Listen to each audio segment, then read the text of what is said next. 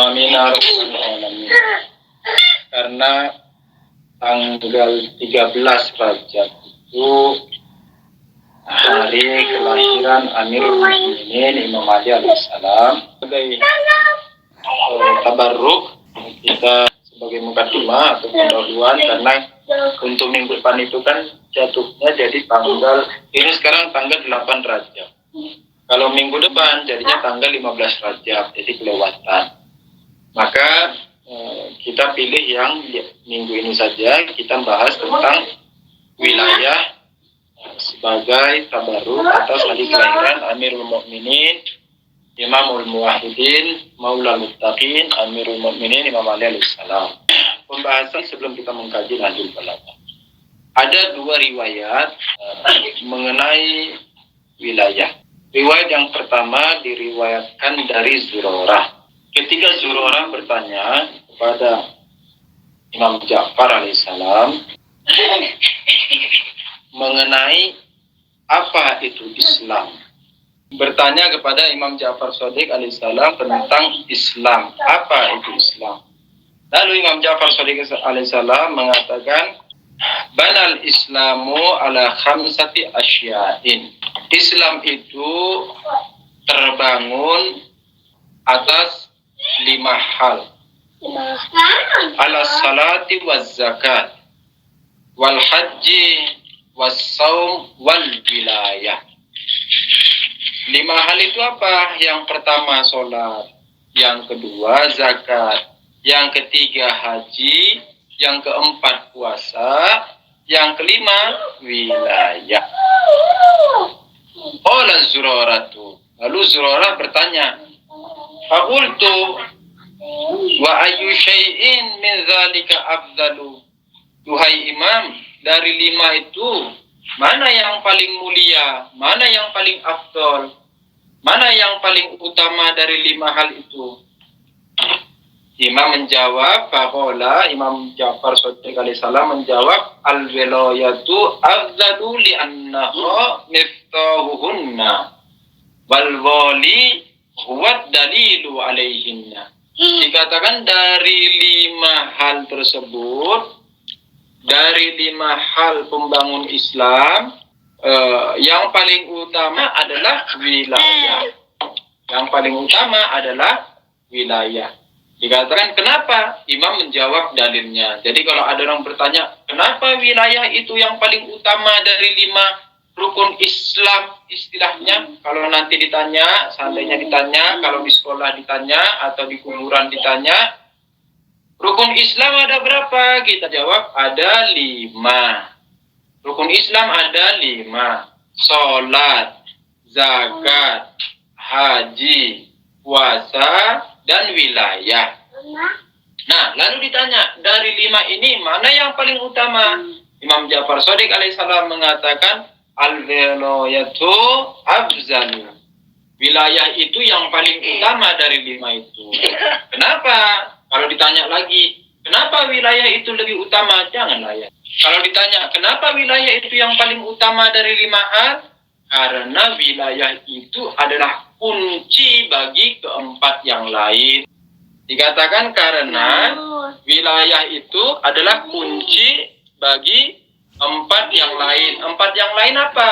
Yakni puasa, sholat, zakat, dan haji. Nah, wilayah itu adalah kunci bagi keempat ini. Kunci itu apa? Kunci itu seperti kalau bapak-bapak, ibu-ibu beli rumah baru, rumah gedong, rumah elit, udah megah, udah mantep, udah kinclong, terus kuncinya masih dipegang sama developer, belum dikasih ke kita. Kalau kuncinya belum dikasih, kita nggak boleh masuk. Apa artinya nggak boleh masuk? Artinya rumah itu belum punya kita. Nah, begitu juga dengan Islam. Haji, sholat, puasa, zakat, 4 itu. Kalau nggak ada kuncinya tadi apa? Kuncinya wilayah. Kalau nggak ada kuncinya, berarti 4 ini juga nggak bisa diterima. artinya sampai kuncinya itu belum di tangan kita, maka 4 hal ini masih tergantung, masih menggantung-gantung, masih istilahnya masih belum diterima. Nah, ini satu. Wal wali buat dalilu alaihin. Dan jadi ada wilayah dan ada wali. Wilayah itu adalah hak kuasanya, wali itu adalah orang yang memiliki hak kuasa tersebut.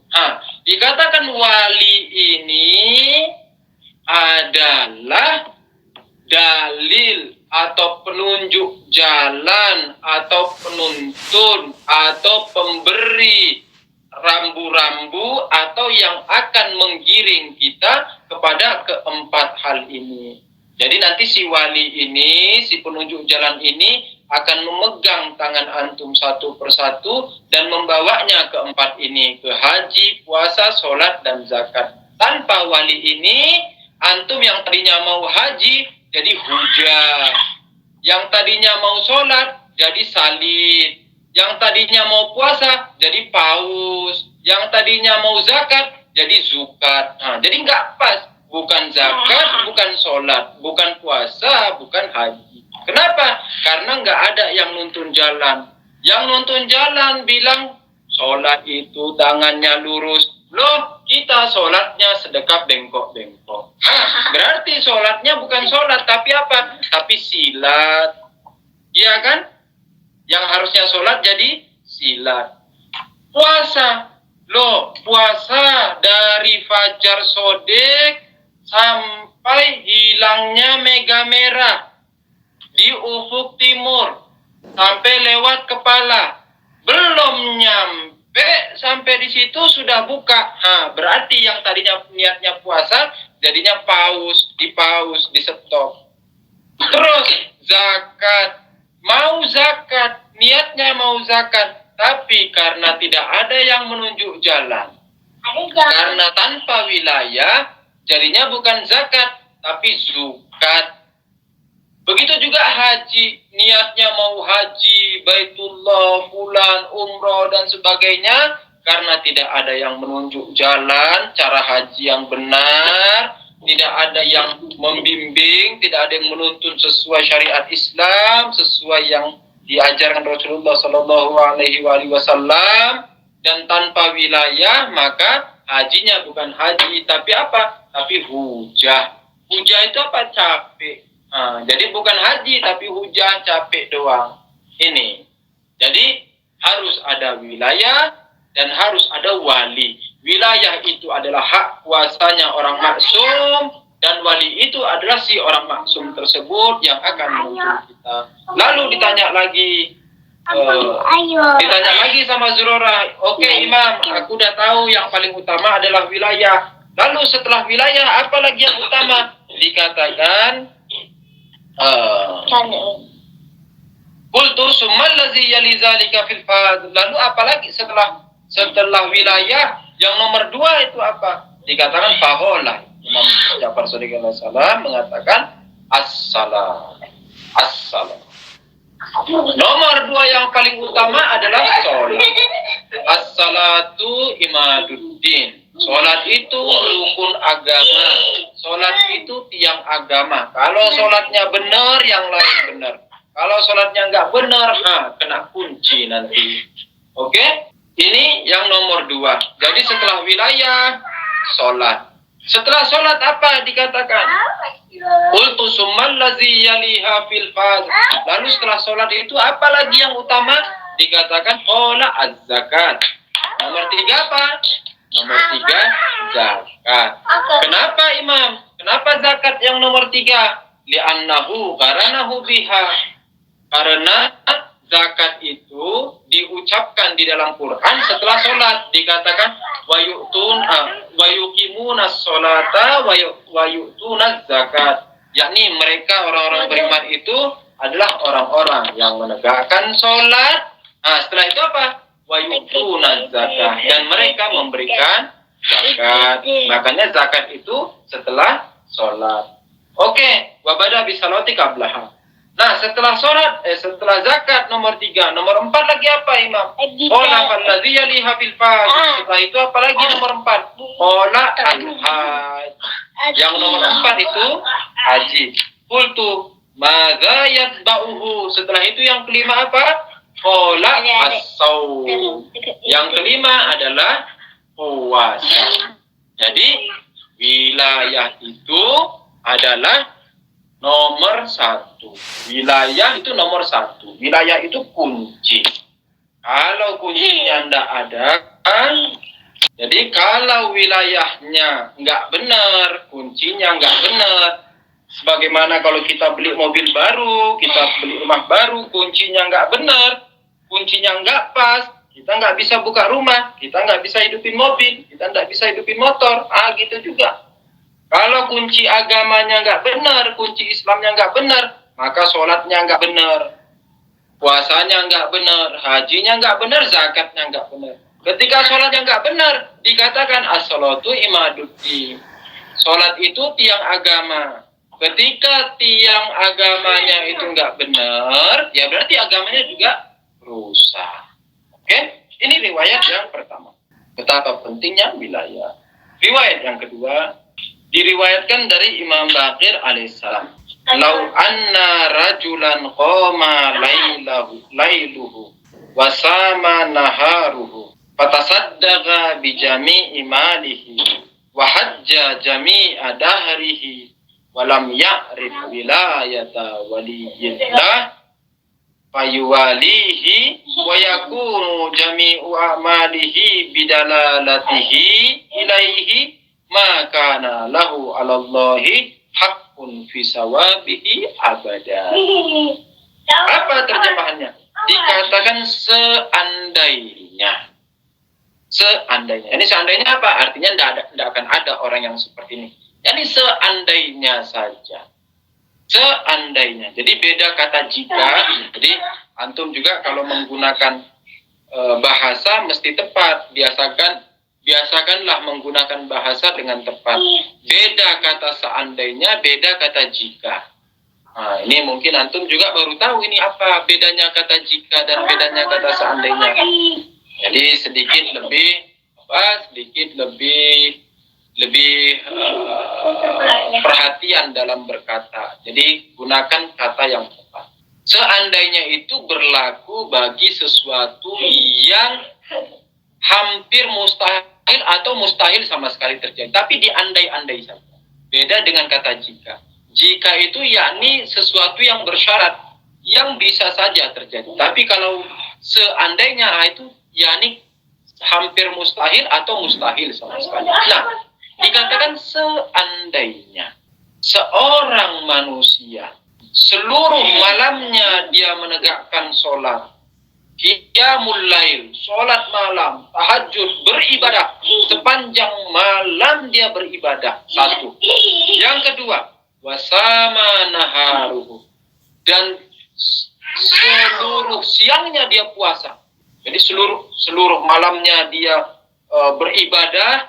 Dan seluruh siangnya dia berpuasa. Watasaddaqa bijami'i malihi. Dan dia bersedekah dengan seluruh hartanya. Seluruh hartanya. 3. Pertama, seluruh malamnya dia beribadah.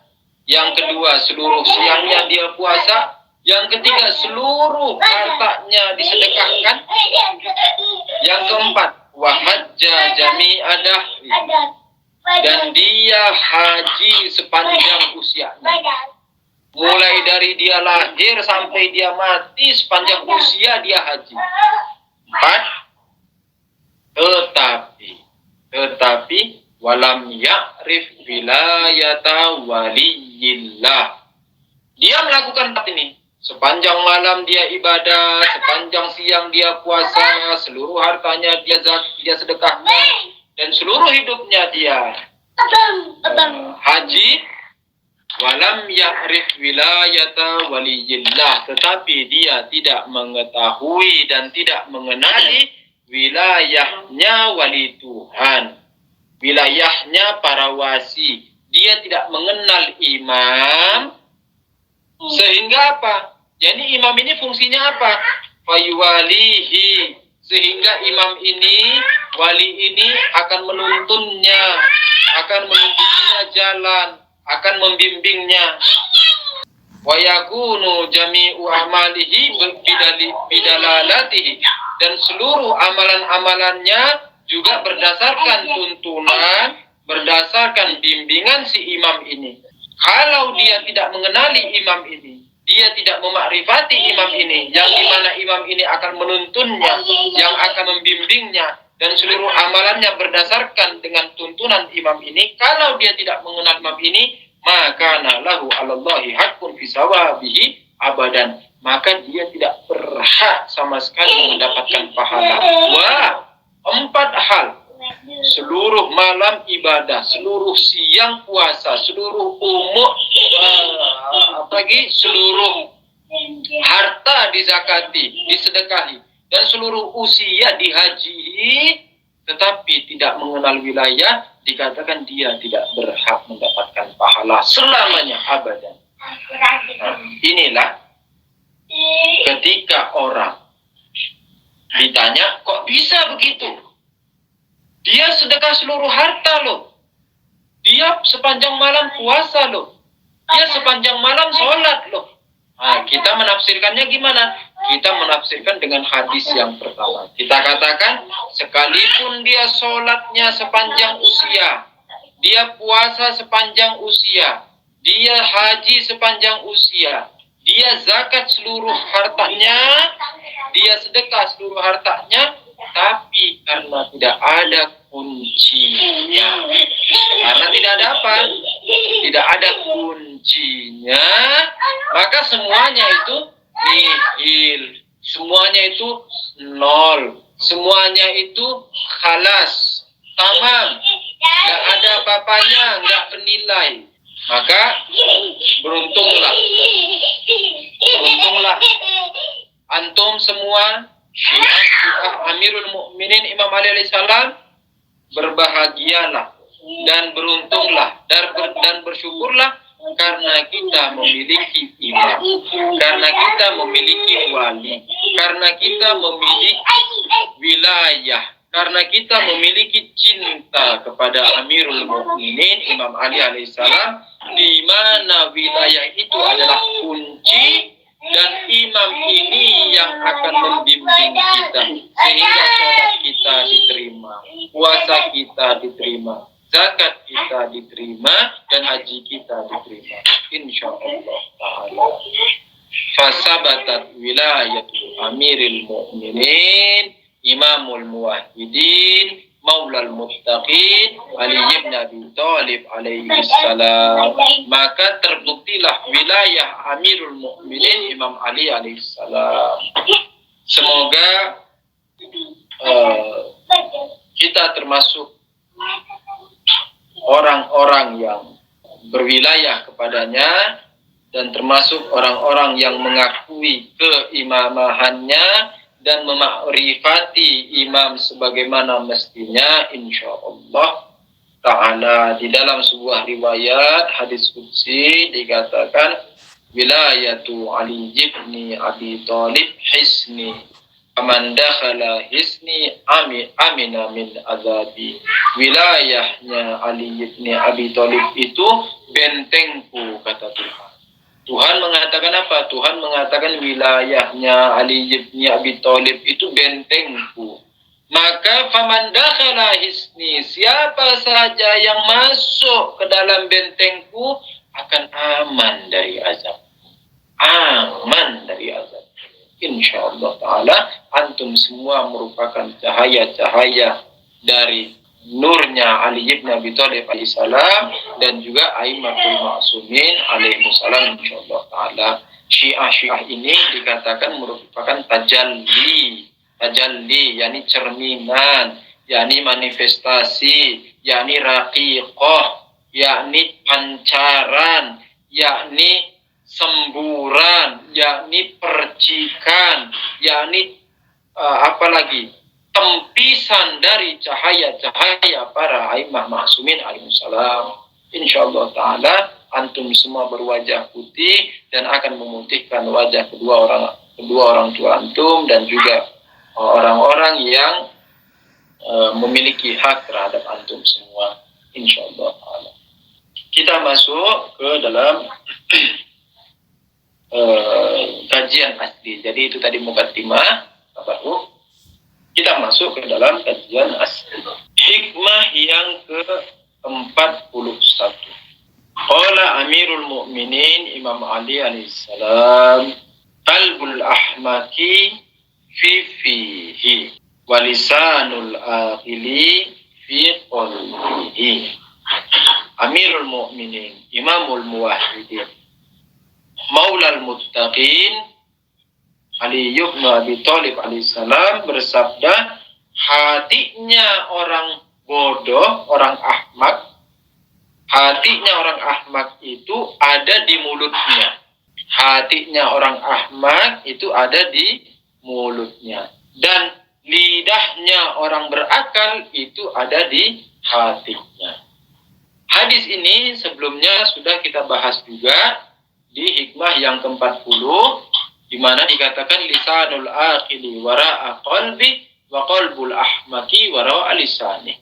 Di hikmah yang sebelumnya dikatakan bahwa lidahnya orang yang berakal itu di balik hatinya, dan hatinya orang yang ahmak, yang bodoh itu di balik lidahnya.